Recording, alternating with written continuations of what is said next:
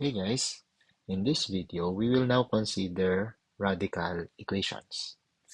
A radical equation in one variable is just an equation that involves radicals. Now, in order to solve radical equations, we recall the following concept. If we have nth root of a and then we raise this to power n, then this is equal to a. So this particular equation here will be used a lot of times when solving radical equations.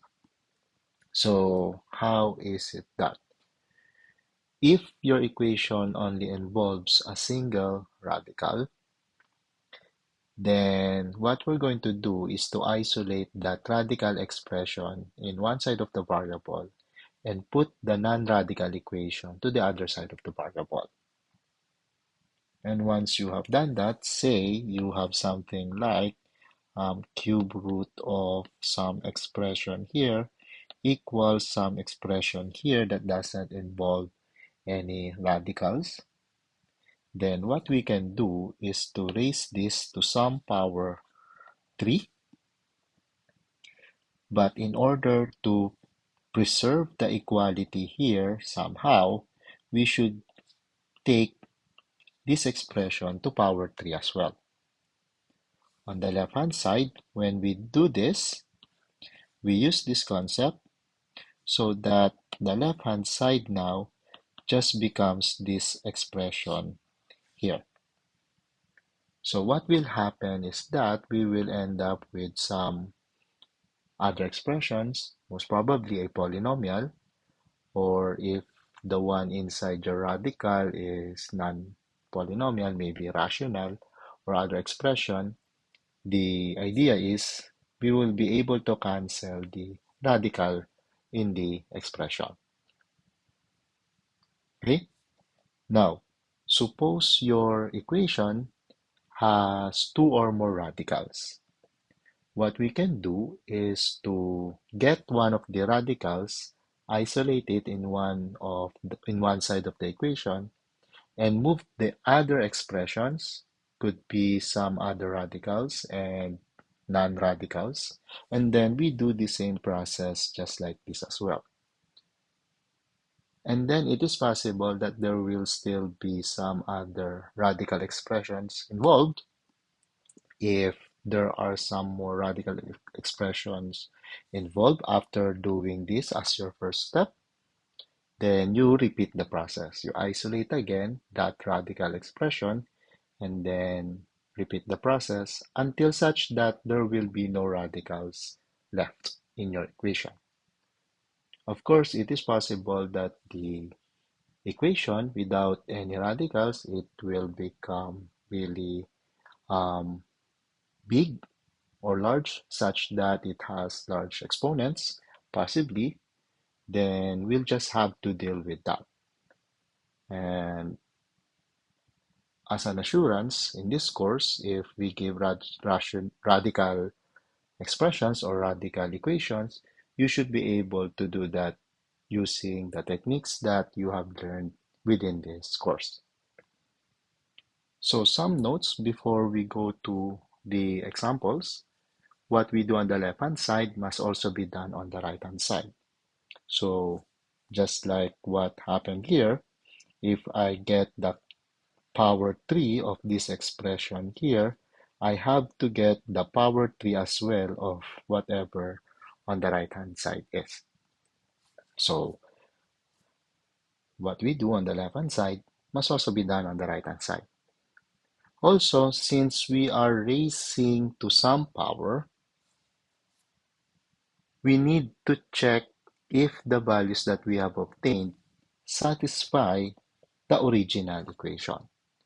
So in here, when solving radical equations, checking is a very important step.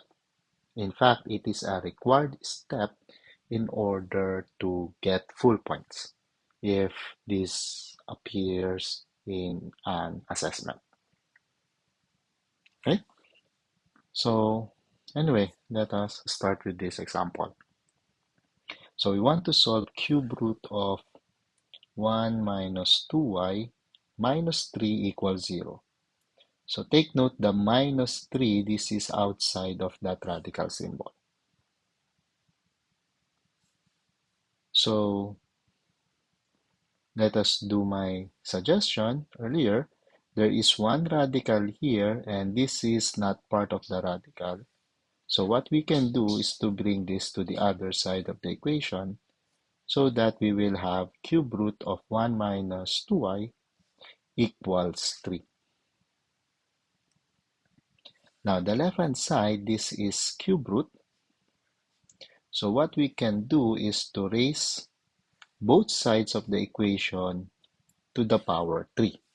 So notice we have the cube root, raise it to power 3. Then here we got 3 raised to power 3. On the left hand side, the cube root will cancel the effect of that cube, or the cube will cancel the effect of this cube root here, so that the left hand side is just 1 minus 2y, while the right hand side, when you cube your 3, that will be equal to 27. So at this particular step, we only see a linear equation. So from here, we can just solve the linear equation and find that y should be equal to negative 13. Now we have a value for our y. We have to check if y equals negative 13 satisfies this original equation here. In order to do that, so suppose we let y equals minus 13. On the left-hand side, this is the full left-hand side. We replace the y with that minus 13. So inside the cube root, we have 1 minus 2 times negative 13. But 2 times negative 13, this is equal to negative 26. And there's a minus there, so it will become plus 26. And then you got 1 plus 26, which is equal to 27. And we got that cube root of 27. And cube root of 27 equals 3. So that as a whole, cube root of 27 minus 3 is just 3 minus 3. And it is equal to 0. That is our right hand side. Which means that the answer y equals negative 13 is the solution to this equation. Okay? So this is the case when there is only one radical expression in your equation. So again, you isolate that radical expression on one side of the equation, and all the rest, you put it to the other side of the equation.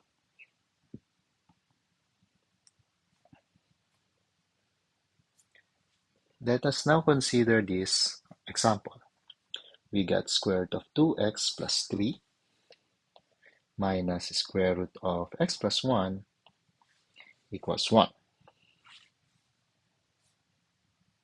So in this equation, we see two radicals. We got this radical here and we got this radical here. So my recommendation is to put one of the radicals on one side of the equation and all the rest to the other.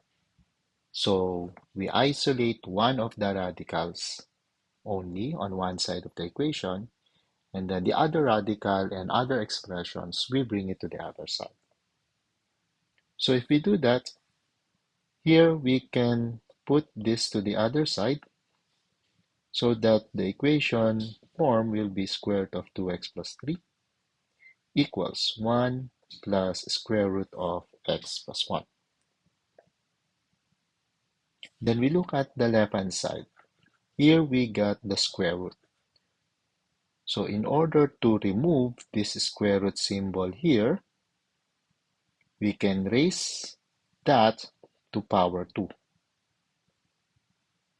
And since we raise this expression to power 2, And this expression is equal to this expression. It is the whole thing, 1 plus square root of x plus 1, that will be raised to power 2 as well. On the left-hand side, square root of something, you square it, you will end up with 2x plus 3.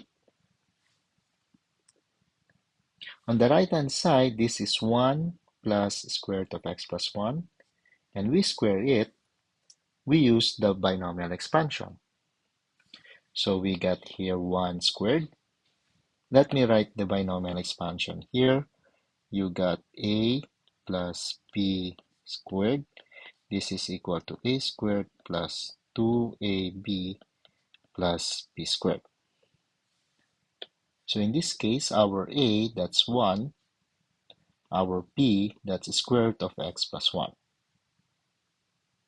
So if we square it, a squared, that's 1 squared. 2ab, that will be 2 times 1 times square root of x plus 1. B squared, that will be square root of x plus 1 squared. So if we simplify this, on the left-hand side, let me put it here first. On the left-hand side, you still have 2x plus 3. On the right-hand side, you will have 1 plus 2 square root of x plus 1 plus, if we square this part here, it's just x plus 1. So now, we have this polynomial here, we got this number, we got this polynomial here, and we got this radical expression. So now we are left with a single radical expression. So what we can do is to isolate that radical expression again on one side of the equation and put the rest to the other side. So meaning if we bring this to this side, bring this to this side, and simplify, we will end up with x plus 1 on the left-hand side, while on the other side, 2 square root of x plus 1.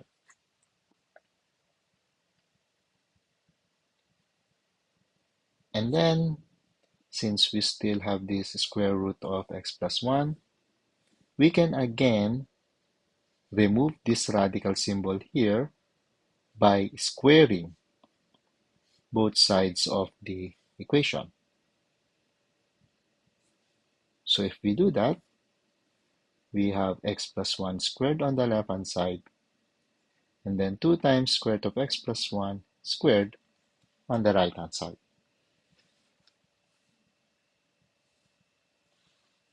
So if we expand this, we will have x squared plus 2x plus 1. That will be on the left-hand side.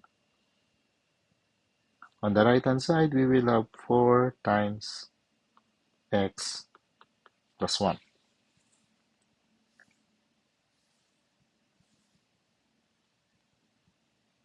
Okay?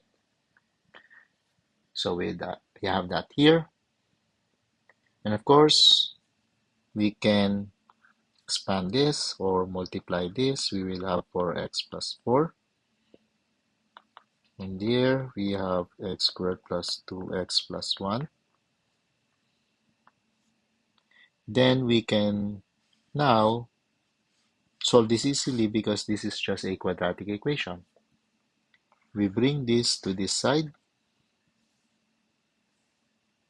Doing that, we will end up with this expression, x squared minus 2x minus 3.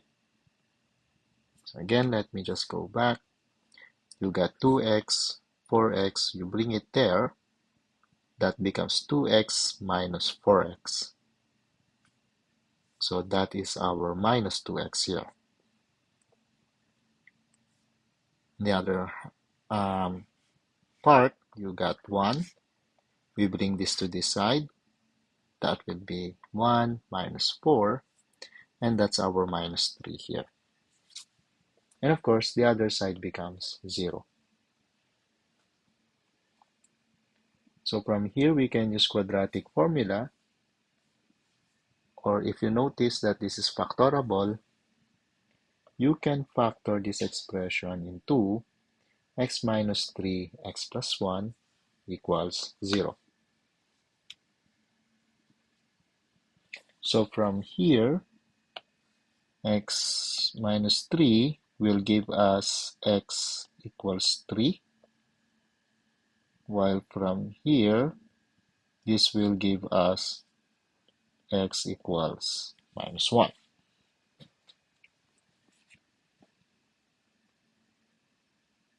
Okay, so for the details, you got x minus 3 equals 0, or that x plus 1 equals 0, which will then give us x equals 3 or x equals negative 1.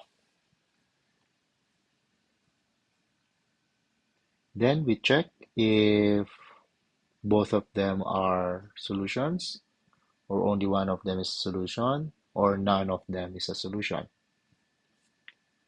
So suppose we try x equals 3. We replace all the x's from the original equation by 3. So in here, this becomes 3 here. That's your 3 here. So now you got 2 times 3 plus 3. And then here, we replace this with 3. So that's 3 plus 1. So here we got square root of 2 times 3 plus 3. This one here is 9. So we got square root of 9 from here. Here you got 3 plus 1, so this is 4. You got square root of 4. So square root of 9 minus square root of 4. But square root of 9, that's equal to 3. Square root of 4, that's equal to 2. And 3 minus 2, that's equal to 1, which is our right-hand side here.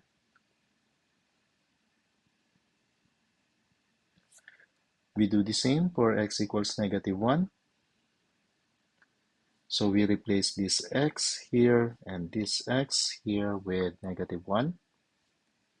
So we will have square root of 2 times negative 1 plus 3 minus square root of negative 1 plus 1.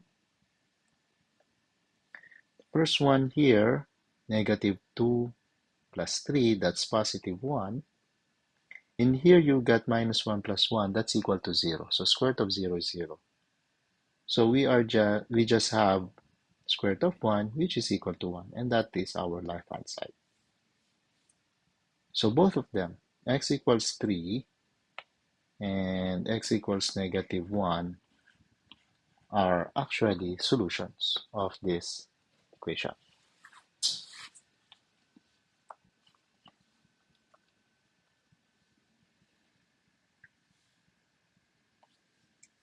Next example here. We want to solve square root of 10 plus 3 square root of x equals square root of x. So in here, we get square root of x in here, but it is inside the big square root of x. The other side, it's just square root of x. So if we look at them, it seems that we have isolated one radical expression on one side of the equation and all the other expressions on the other side. But in fact, you just have square root of something equals square root of something. So if we do the recommendation, we can square both sides of the equation. So if we get the square of both sides of the equation, this big radical here will disappear, and of course this radical here will disappear, so that we will have 10 plus 3 square root of x on the left hand side, then square root of x on the right hand side. Then we can isolate this expression here because this has a radical.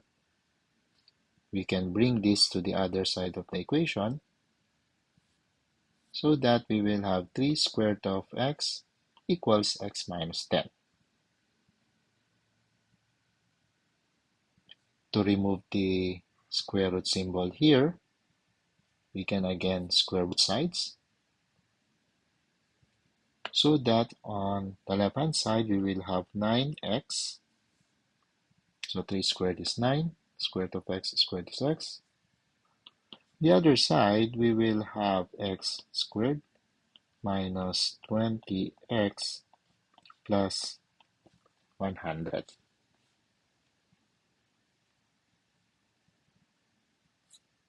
So we have that here.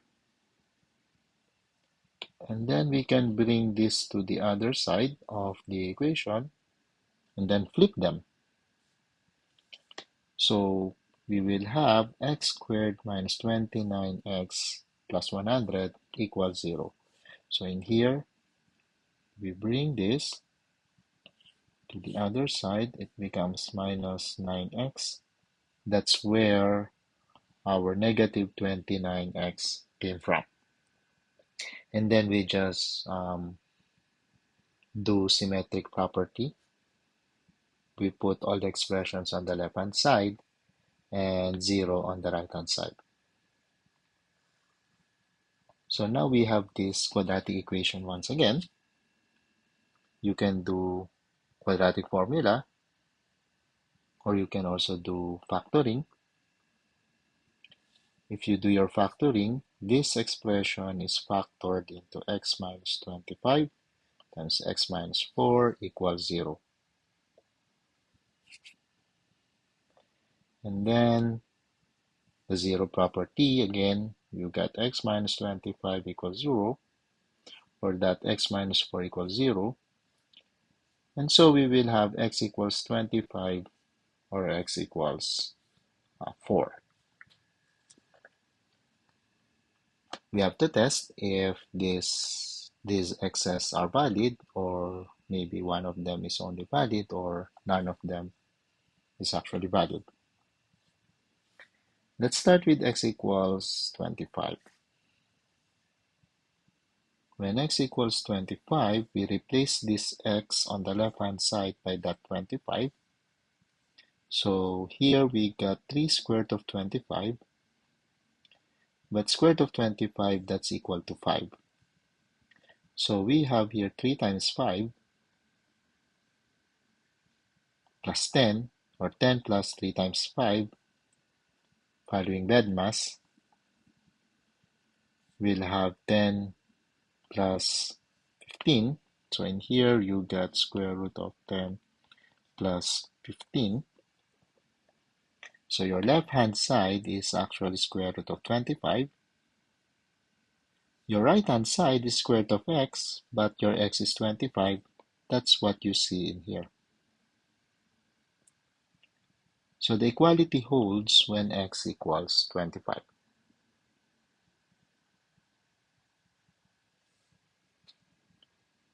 Suppose x equals 4. So now we replace this x with 4, but square root of 4, that's equal to 2. So now we get here 3 times 2.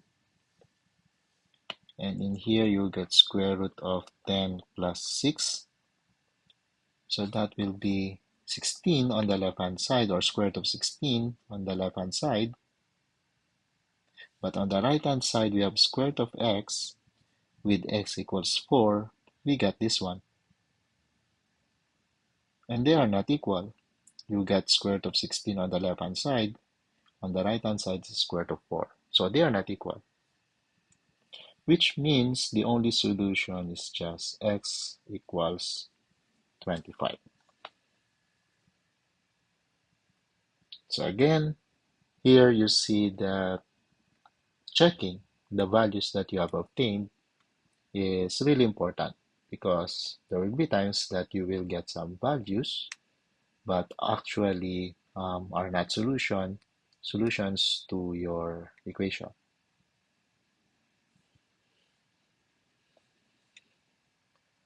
One more example here.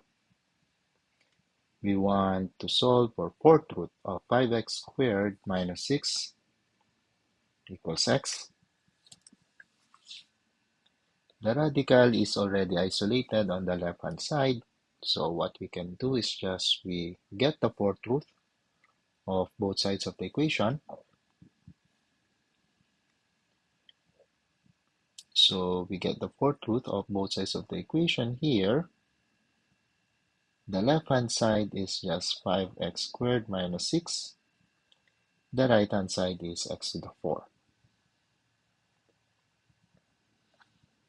So we rewrite this. We will get x to the 4 minus 5x squared plus 6. So here we can bring to the other side here. So the left-hand side will become 0, and then again use symmetric property. This expression here is factorable. You can factor it into x squared minus 3, x squared minus 2.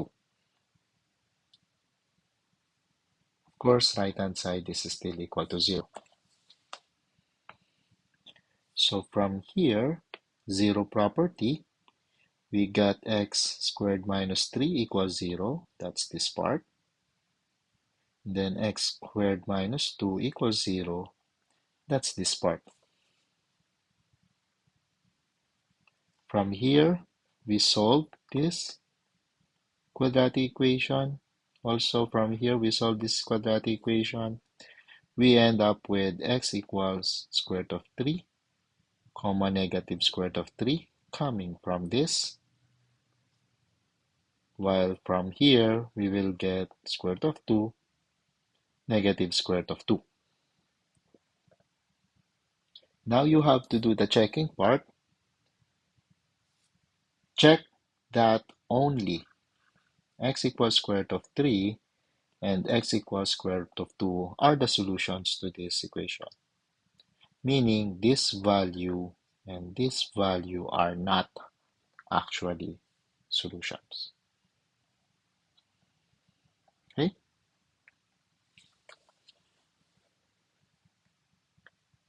So that's all the examples that I have here for this lecture, but I want you to practice on some of the radical equations that I have prepared in this slide. So that's all from me. Thank you.